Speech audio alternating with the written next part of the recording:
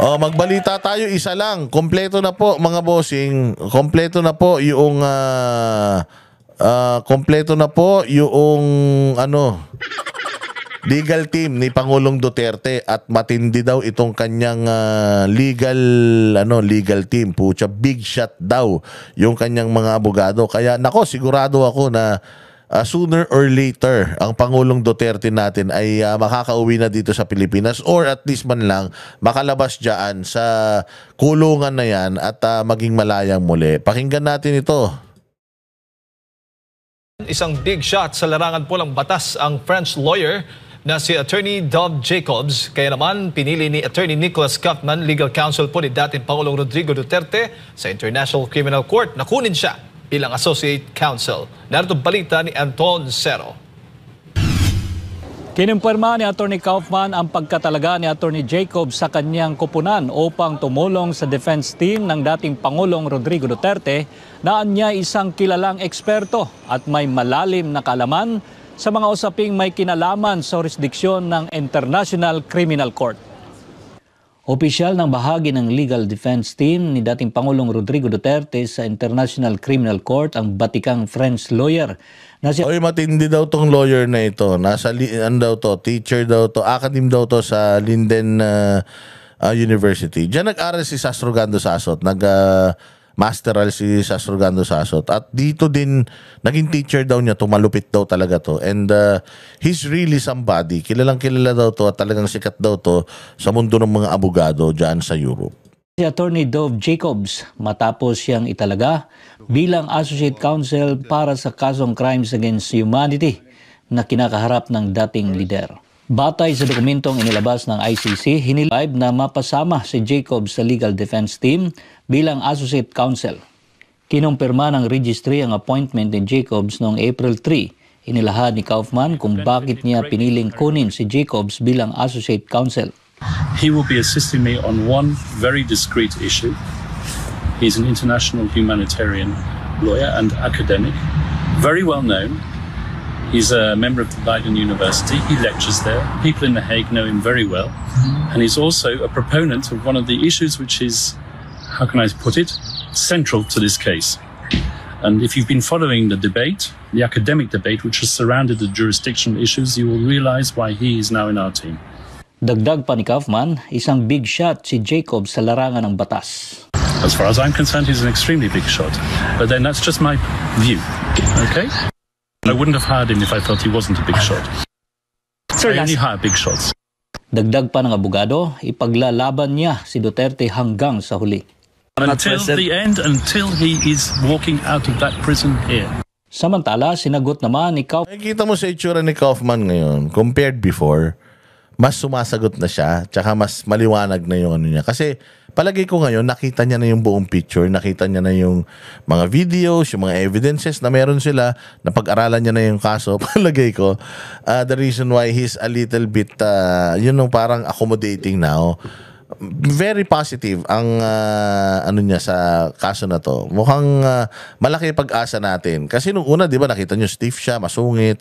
Kaya ganun siya siguro dahil wala pa siyang idea. Pero ngayon nabasa niya na lahat, nakita niya na lahat at alam niya na malaking kaso ito and it will somehow put his name sa pedestal dahil presidente ng Pilipinas to. One of the kumbaga popular, one of the most popular president or leader noong panahon niya na pinupolitika ng ICC. I really think na maganda ang laban natin dito. The reason why, ingay ng ingay yung kabilang grupo. The reason why nag-iingay pa rin. Tinan mo nandito na si Pangulong Duterte, yan lang naman ang habol nila noon. Pero ba't ang ingay pa rin nila? Kay VP Sara, na-impeach na siya sa Congress, nasa Senate na, impeachment na. Bakit ang ingay pa rin nila?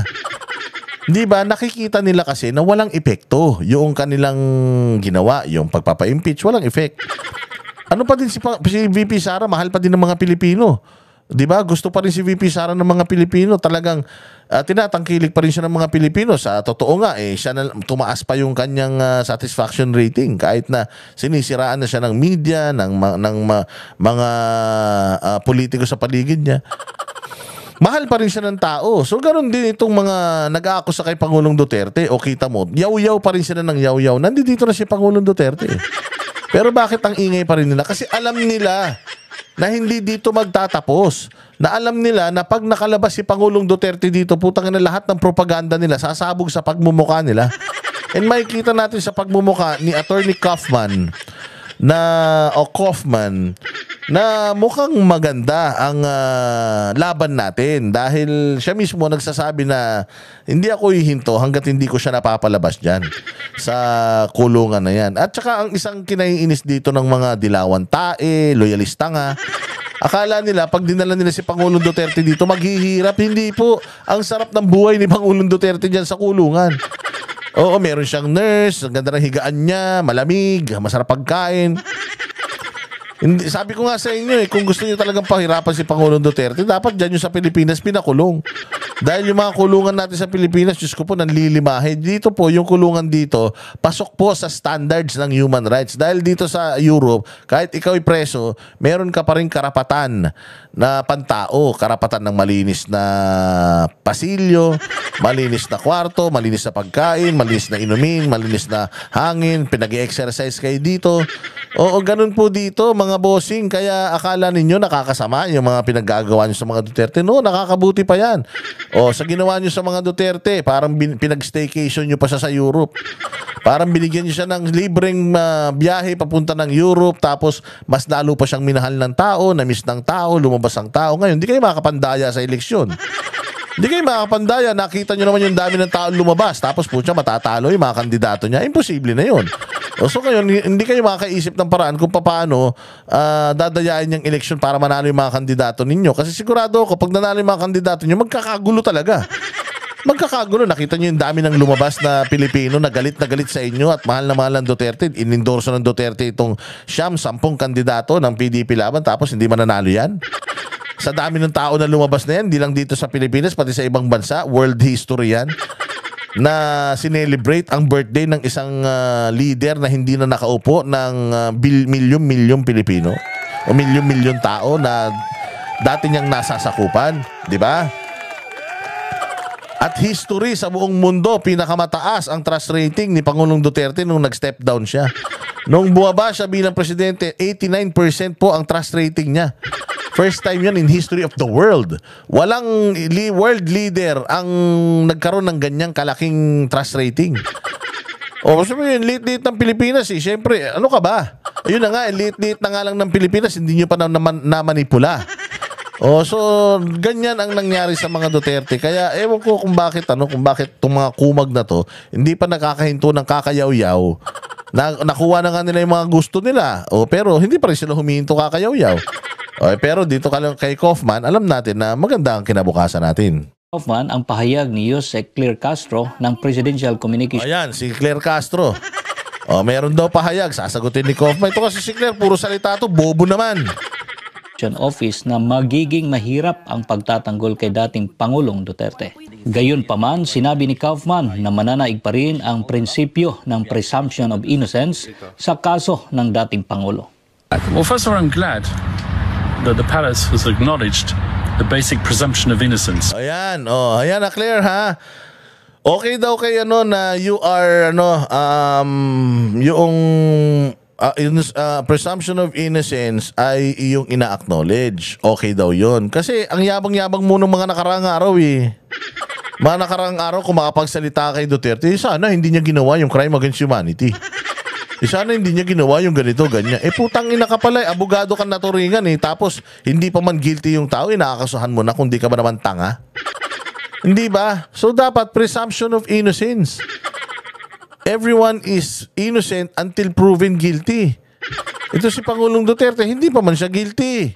So dapat, yun ang pinapangalandakan mo sa Pilipinas. Hindi yung kung ano-anong pinagsasabi mong patotsyado mong puro kabalbalan. Because the former president is innocent until proven guilty. Patungkol naman sa umano'y harassment sa mga pamilya ng umano'y biktima ng extrajudicial killings, marin itong itinanggi ni Kaufman. Sabi niya, wala itong koneksyon sa kanilang kampo. Regarding whatever might have been said about harassment of witnesses, That is certainly not coming from our quarter. I can stress that time and time again. We have gone on the record and we have asked people to respect the judicial process. There is no harassment coming from our quarters. Wala naman talagang harassment. Alam mo kung saan nagmumula yung harassment? Sa mga Pilipino. Sa mga ordinaryong Pilipino na mahalang bayang Pilipinas, na mahalang mga Duterte. Hindi po kontrolado ng kampo ni Duterte yung mga citizens ng Pilipinas na frustrated na sa media, sa mga komunista, diyan sa mga pinapalabas yung 30,000. Mantakin mo ha. Akala ko talaga 30,000 yung mga namatay sa war on drugs at akala ko talaga diyan sa ICC kasi nakita natin yung warrant of arrest nila, meron pang torture, rape, may mga ganun pa eh. So akala ko talaga kasama yun. So nung narinig ko yung sinabi mismo ng ICC na 43 in 9 years. 43 in 9 years ha. Divide mo yung 43 sa siyam. 5 killings in 1 year. And you call that crime against humanity. And these people are criminals. How can you call that crime against humanity? So yung pambubudol ng media about 30,000, hahanapin ng tao yan. Asan yung 30,000? Sabi nyo 30,000, ba't 43 lang doon? Abay putang ina, niloloko nyo pala talaga kami.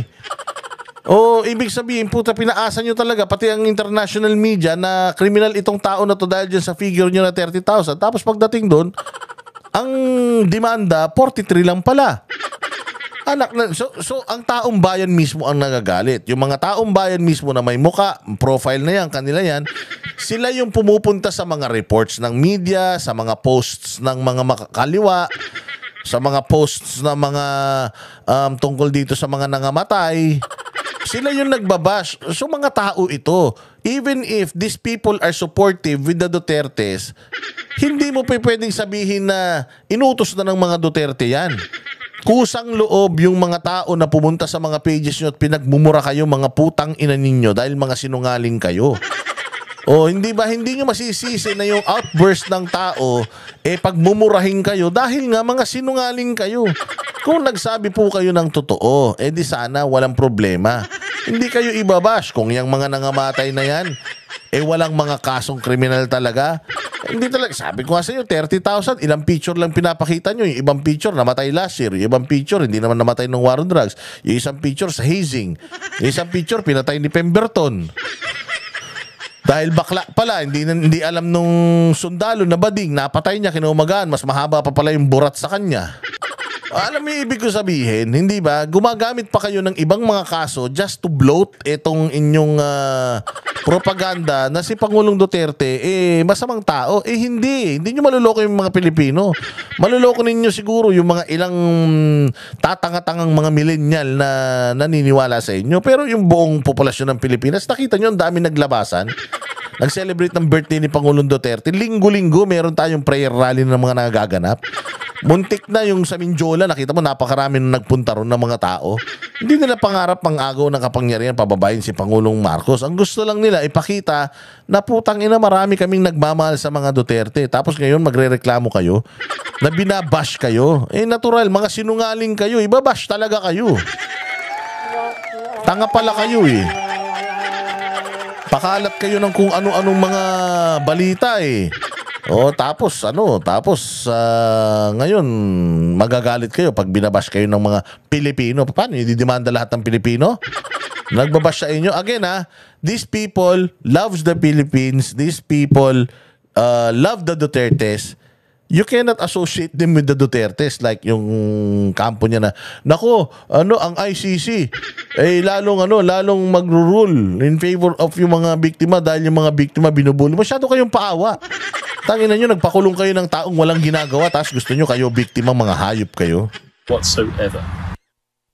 Mula dito sa The Hague, Netherlands. Hindi ba? At yan po ang ating mga balita ngayong araw. Again mga bossing, maraming salamat sa inyong pagtangkilik dito. Ito pong aking vlog ngayon ay opinion ko lang to. Ito ay aking opinion lang. Wala namang kwenta yung opinion ko. Hindi nyo naman hinihingi. At saka wala naman akong reputasyon Pero gusto ko pa rin na magbigay ng opinyon dahil ito ay saklaw ng aking kalayaan sa pagpapayag. And wala naman akong kinukumbinsing tao para mag-rebel sa gobyerno. Pero ako, nagkukumbinsi ako sa mga kapwa ko Pilipino na pag may nakitang mali, dapat i-voice out nyo, ilabas ninyo. May nakita kayong kabulastugan, dapat i-expose ninyo. Dahil wala na magpupulis sa atin. Hindi naman tayo naniniwala na sa mainstream media. Yung mga mainstream media, puros manipulator naman mga punyeta na yan. So, sino pang tutulong sa atin? Tutulong sa atin isa't isa. The reason why ang social media ay namamayagpag ngayon, it's because ako bilang isang ordinaryong Pilipino, I now have a voice. Makinig kayo, hindi bala kayo sa buhay ninyo. Mag-unsubscribe kayo, mag-subscribe kayo. Hindi ko kayo pinipilit. Oo, pero kayo ang meron kayong freedom to choose kung saan ninyo gustong manood, makinig, bahala kayo. Basta itong video ko, nandito ito, nagsasalita ako, saklaw ng aking karapatan sa malayang pagpapahayag. Bato-bato sa langit, ang tamaan wag magalit. Kung kayo po ay hindi nyo gusto itong aking pinagsasabi rito, you are free to unfollow, to unsubscribe, and block me. Oo, but it will never stop me from saying my piece. Sa mga natitira dito na naniniwala sa mga fake news ko, sa mga naniniwala pa sa mga kabalbalan ko, mga katarantaduhan ko, walang kwenta kong mga opinion dito, abay maraming salamat sa inyo. Kung wala akong kwentang vlogger, wala rin kayong kwentang mga viewer. Mabuhay kayo lahat. God bless us all. God bless the Philippines. You're all amazing. I'll see you again in the next vlog. Kami ang boses ng masa, hindi natatakot. Katotohanan lang, di kami nalulunod. Walang bahid ng sismis, lahat ay totoo. Kahit sino ka pa, pag mali ka babanatan ka. Walang pinipili kulay, wala kaming kinikilingan. Basta para sa bayan, kami lalaban. Pag tama palakpakan, pag mali banatan. Di matitinag, di matatakot, para sa bayan tuloy ang sigaw. Sa harap ng kamera, walang halong takot. Mga baluktot, lahat kayo'y tutumba. Ang hustisya at totoo, yun lang ang mahalaga. Kahit sinong harang, di kami matitinag. Walang pinipiling kulay, wala kaming kinikilingan. Basta para sa bayan, kami lalaban. Pag tama palakpakan, pag mali banatan. Di matitinag, di matatakot, para sa bayan tuloy ang sigaw. Kung nasa tama ka, ikaw ay aming kasama. Pero pag mali ka, handa ka na bang mabasag? Banateros kami, walang inuunan. Dahil bayan muna, bago ang sarili.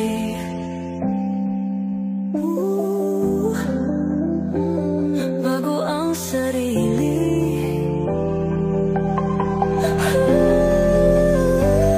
Pag tama palakpakan, pag mali banatan. Banateros ang sigaw, katotohanan ang laban.